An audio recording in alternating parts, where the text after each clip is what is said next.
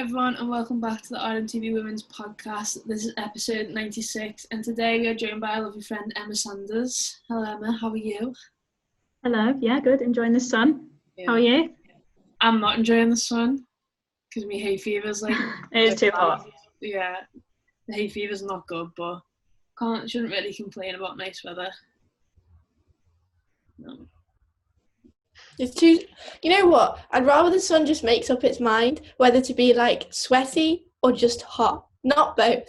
Both is horrible. One or the other, please. Because I can't cope with thinking, oh, it's going to be nice to sit outside, and then I go outside and I'm sweating buckets 2 seconds later. Yeah. So that's just my message to the... Oh my God. We're not even 2 minutes in and you've already froze.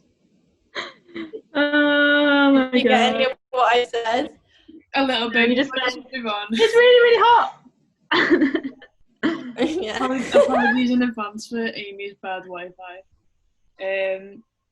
Let's go straight into it then. The first story on the agenda is that Netherlands women's manager Sarina, is it Wiegman? Wiegman. There we go. Is in the FA's preferred choice to succeed Phil Neville as England head coach.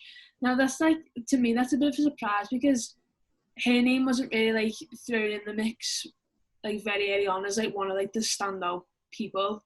Not that I saw it anyway. It was more the likes of your Jill Ellis and stuff like that. But I think she'd actually be a good person to come in and take over from Neville. Yeah, I mean she's definitely been in the running, but we certainly were only really made aware of that very recently. Yeah. Obviously the other names in the hat, like Casey Stoney and Emma Hayes, I think probably weren't really as far along the shortlist as maybe some fans probably believed that they were to begin with. It's certainly, obviously, the BBC, we've broken that story today about Wiegman being the preferred choice. So our understanding is that obviously it's down to her really in terms of personal terms and whether or not she wants to take the job on before the Olympics, which is a big thing, because Phil Neville's contract runs out in July, but there's a crossover period, so the Olympics begins in July and I think it's the 8th of August. So depending on how far Team GB get in that competition, there would have to be discussions with the FA about whether or not to extend Neville's contract for another month if Wiegman wants to stay with the Dutch team for that competition. So it's just kind of these details now which are being ironed out. But as far as we're aware, the FA want Wiegman. She's the number one choice. And and it's probably more in her hands really on whether or not she wants to take the job and when she wants to take the job as well. Yeah, well, it's her. I feel like it's her or Jill Ellis at the minute, because that was the other name that's been mainly mentioned. Is there anyone? Would you prefer anyone in particular, or at this stage you just let's just get someone in who can sort of do the job basically?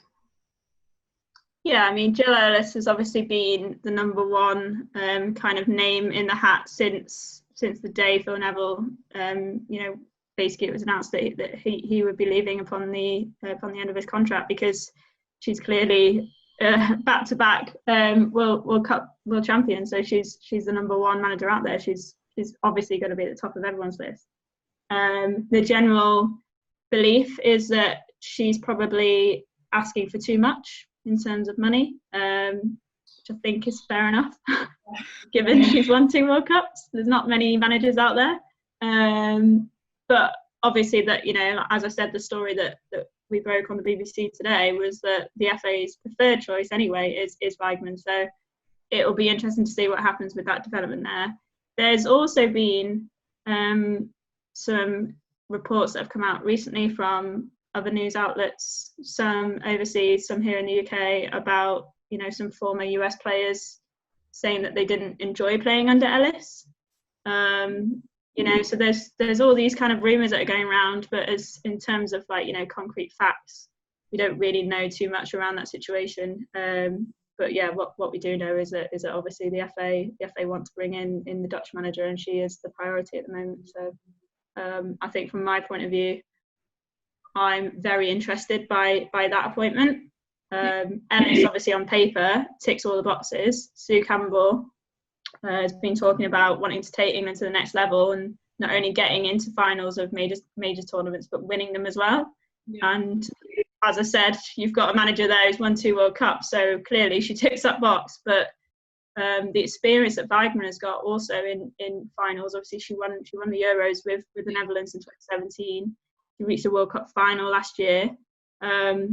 She's probably more of a, I would say, a man manager or a woman manager, as you might say, which we know this England squad like. They've spoken about it lots with Phil Neville. They enjoy having that kind of, relationship with their coaches. Yeah. They had that with Mark Sampson as well. They probably had that less so with Hope Powell.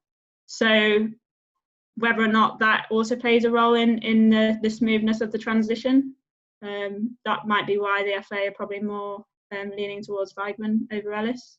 But yeah, that would probably be the reason why I would go for her. And obviously she's worked with a lot of well, she has good knowledge of the English game, because she's worked with many that are playing in the WSL now, particularly at Arsenal. So yeah, it's exciting. Both of them anyway would be pretty good, wouldn't they? Yeah, definitely.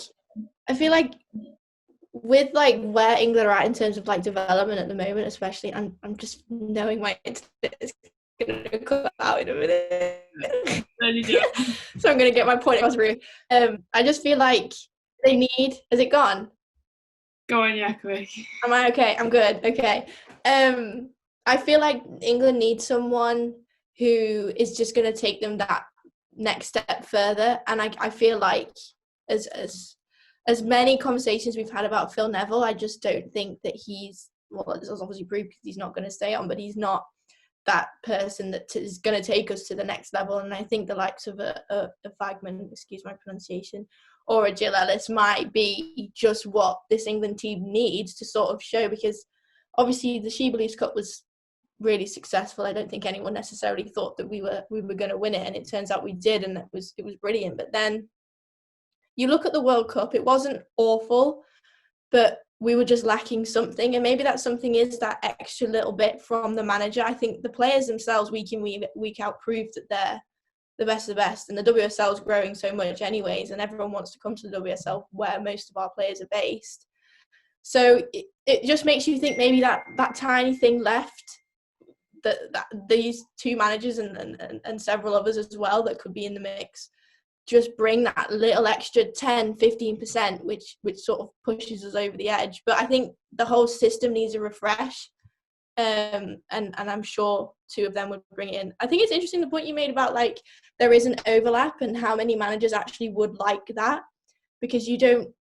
Some of them will go, well, I don't really want to share this with another person when I'm supposed to be coming in and implementing my own strategy, when I sort of have this other person looking over my shoulder, sort of putting in their 2 pence now and again. So I find that whole thing really interesting and a bit strange, that he's going to be staying, like Neville's going to be staying on, but alongside this new person, especially at such a crucial time when all these major competitions are coming up. It's just crazy, and some managers might not want to do that. That could be like the deciding point on whether these two that we're talking about will take that job. I'm not sure Jill Ellis would want Phil Neville looking over her shoulder for a couple of months as soon as he's come in and is trying to make different movements. So I'd be happy with either of them, but it's interesting to see how it'll all sort of pan out, because there's so many different things to think about when it comes to it.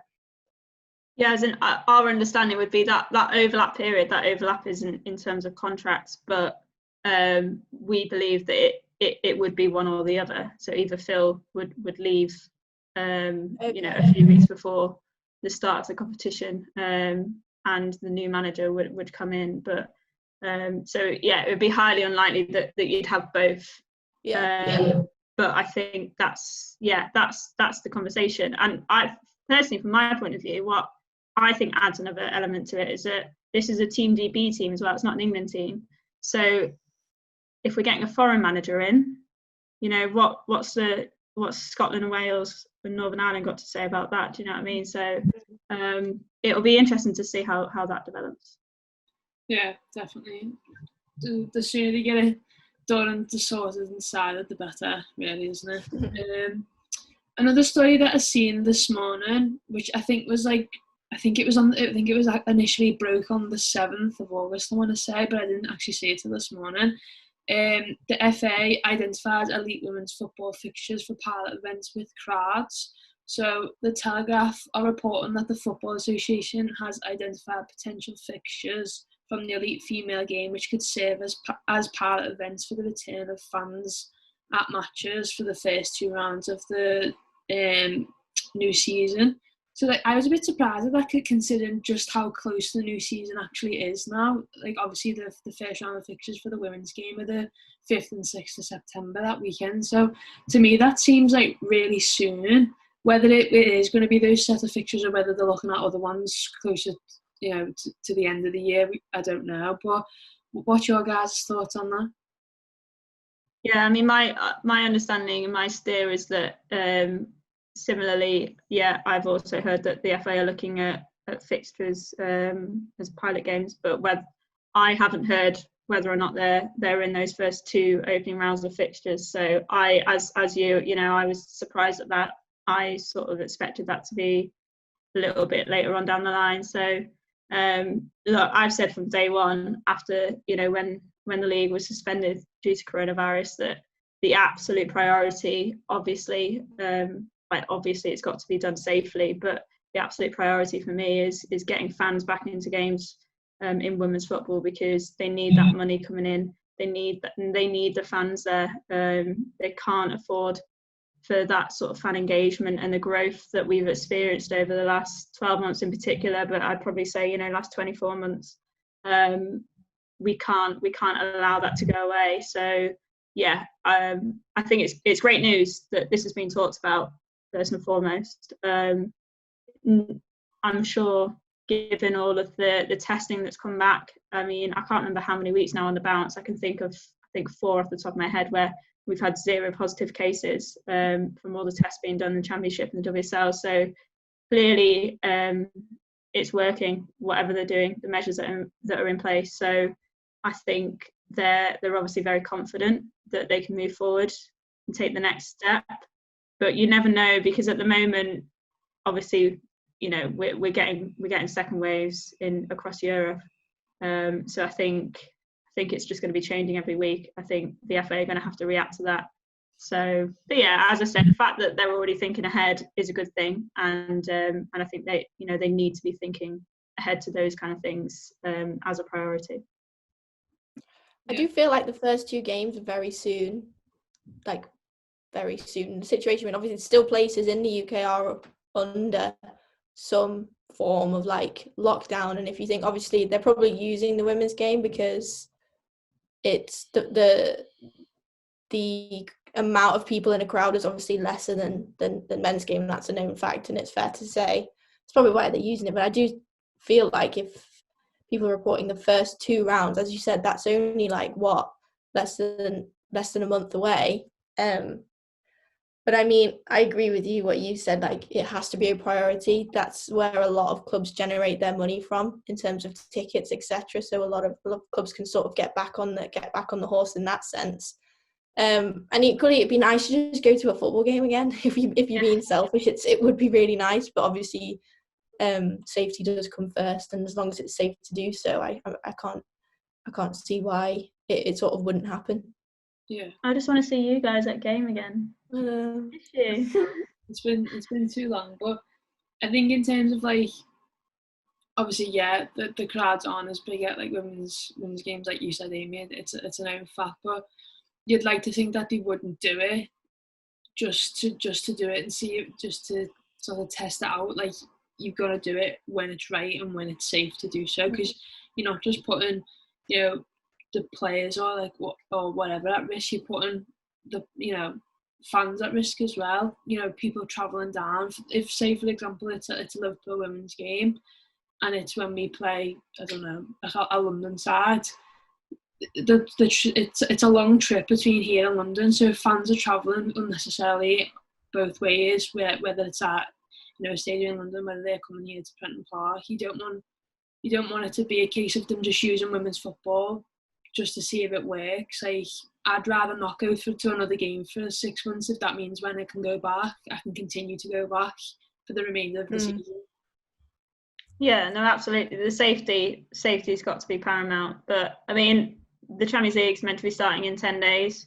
Yeah. Who knows what's going to happen with that? With the obviously with the news about Atletico Madrid having positive cases over there. But obviously, if that does go underway, then you've kind of got it, not to the same extent, but you've got a bit of a trial in terms of having, more coaches, more media, potentially present at that. So, and obviously the competitive side of it, they've started, WSL teams and Championship teams have started playing pre-season friendlies. So in terms of like other bubbles now sort of crossing over, that's now being implemented. So that's almost kind of, the first phase, isn't it, I guess? And then the next one is then obviously adding on fans. So it'll be interesting to see how all that happens in the Champions League, whether there's any more positive cases that come out of that, where, as I say, with the kind of the added numbers and the more of a crossover from teams coming from different parts of Europe.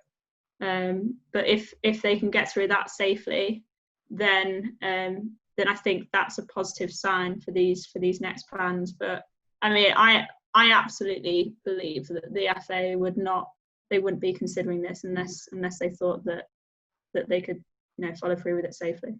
Yeah.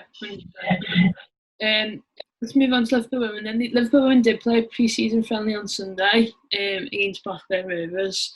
To our knowledge, they won 4-1. They definitely won 4-1. They definitely won 4-1. I don't know who scored at all. I feel like Emma knows. I heard that Rinzola Babajide. Yeah, well, I don't know for certain. I heard that Rinzola Babajide had a very good game. And as I put out on Twitter, I know that all 3 signings played. I don't believe Amelie Thestrott scored, but I think she came on and made a good impact. Good. They're currently playing a friendly against Reading in Reading. It'll be half time then. I didn't see that until this morning. I think it was you. Was it you put out the fixtures that with the pre-season friendlies that were played? I think it was. Hopefully we'll get some information about today's game as well. That's just one thing that just annoys me a little bit. Like, just tell us what goes on during the game. I've had lots of words with press officers about this. I don't get. It's so secretive. Yeah, but my understanding is that some clubs have asked for information not to be put out because they want to, they want to trial new formations, etc. So it's at the discretion of individual clubs. So, for example, Manchester United, their fans were desperate for content after their friendly over the weekend. I think they played. It was Glasgow City, wasn't it? And they won 4-0. Pretty sure the highlights were released of that as well, though, so they at least got something. Yes, but so this was the thing, was that so Manchester United had to ask permission from Glasgow essentially to use that content. So Liverpool's friendly, who was it they played on the weekend now? I can't remember. Blackburn, because they were playing at Blackburn. Blackburn obviously was one of those clubs that didn't want to release any content, so that's why. But yeah, so it'll be interesting to see what comes out. It'll be worth looking at the pictures. I'll just say that for later. Okay. I'm not allowed to say anything else. Even though there were any pictures. Okay. Oh, if there is some pictures. Oh, inside knowledge. Cool. There's nothing exciting. Speaking of Liverpool, you can now vote for your player of the season. We had a nice little discussion on WhatsApp yesterday about who we all voted for. Amy, do you want to go first and tell us who you picked? Okay. I don't know why you're all booing me. Not booing. At all. It's a very good pick. I chose, I actually ticked Rachel Furness's box first, but then I actually said to myself, my exact thought process was, this is a whole season we're talking about, isn't it? And she's not been here a whole season. So how can I give her it if she's not been here the whole season? Do you know what I mean? I know we didn't do very well when she wasn't here, but I don't know why my decision was made like that. It just was. The inner workings of my mind, a terrifying place. So don't even bother asking me any questions. But I chose Rinse, and I do have a little bit of like backup for it. It's not just like I chose it off like a second Lord spoke to me. No, that's not. I had some sort of reasoning, which I will say. I just chose her because I feel like I can think of mainly all the goals that she scored. And like, although I do 100% agree with you guys on Fernie, spoiler alert, they chose Fernie. I do completely agree with you guys on that because I think she made such an impact. But I just kind of was like, goal-wise, I think, especially in those cup games, Rince did really well for us. And although we were struggling, she just did kind of feel like a little bit of a light at the end of the tunnel sometimes.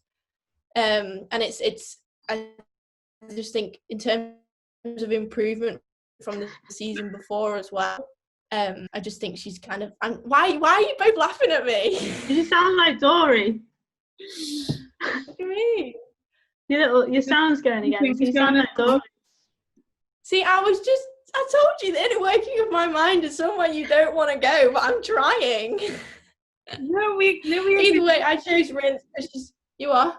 We agree. Okay, well, I'll carry on. Yeah, that's why I chose Rinse, so you guys can go now. Thank you. Go on, Emma. Okay.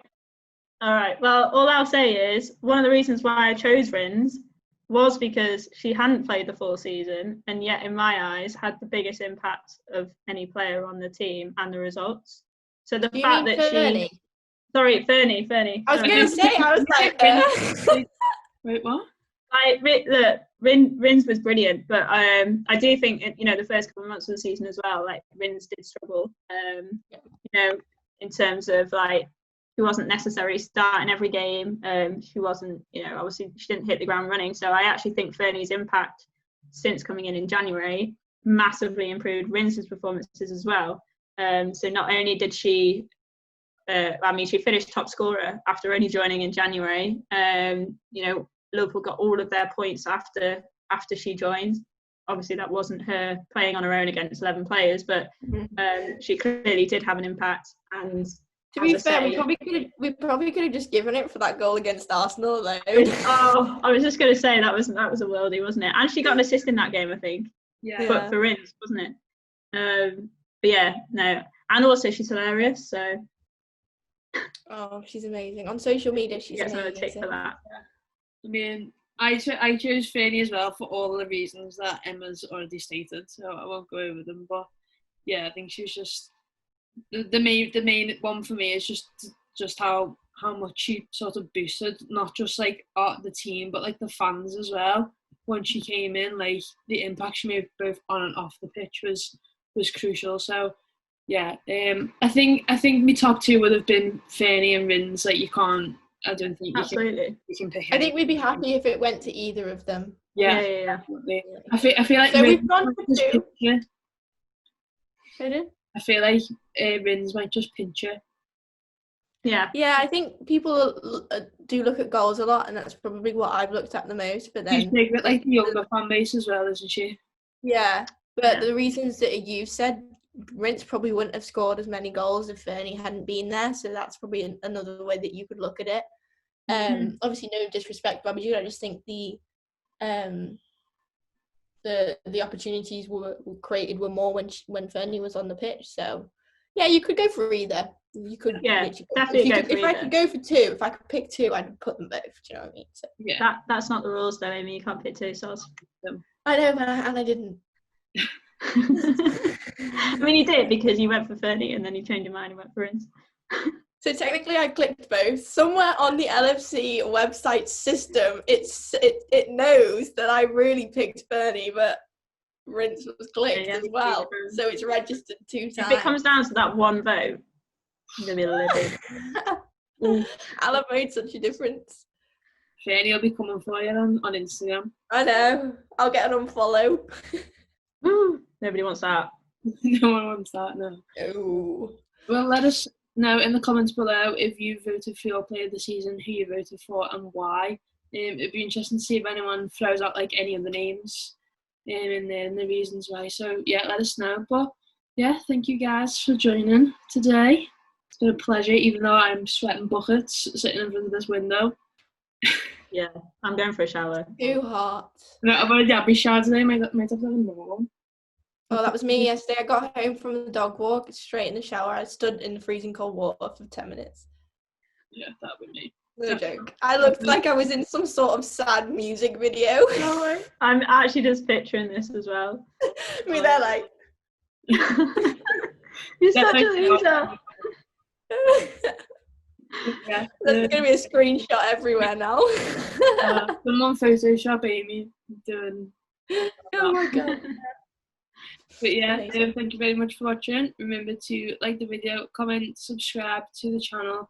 Check us all out on social media. We'll leave Emma's links below as well. And we'll see you all next week with a new podcast. Bye. Bye.